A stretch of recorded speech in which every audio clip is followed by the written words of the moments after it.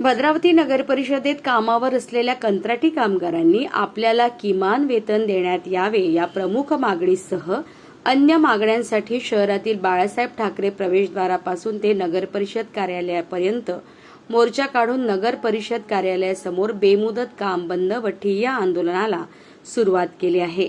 या बेमुदत काम बंद आंदोलनात भद्रावती नगर परिषदेतील जवळपास 90 कंत्राटी कामगार सहभागी झाले आहे।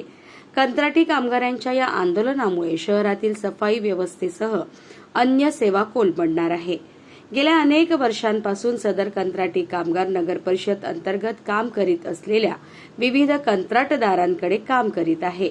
मात्र या कामगारांना ठेकेदाराकडून किमान वेतन देण्यात येत नसल्याचा या कामगारांचा आरोप आहे।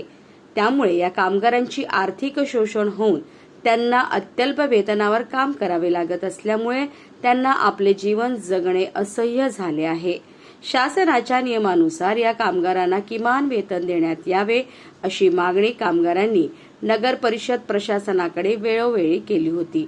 मात्र नगर परिषद प्रशासनाकडून त्यांच्या मागणीला योग्य प्रतिसाद न मिळाल्याने अखेर या कामगारांनी बेमुदत काम बंद आंदोलनाचे हत्यार उपसले आहे। प्रथम शहरातून भव्य मोर्चा काढून या कामगारांनी आपल्या मागण्यांकडे लक्ष वेधण्याचा प्रयत्न केला व नंतर नगर परिषद कार्यालयासमोर बेमुदत काम बंद व ठिय्या आंदोलन सुरू केले।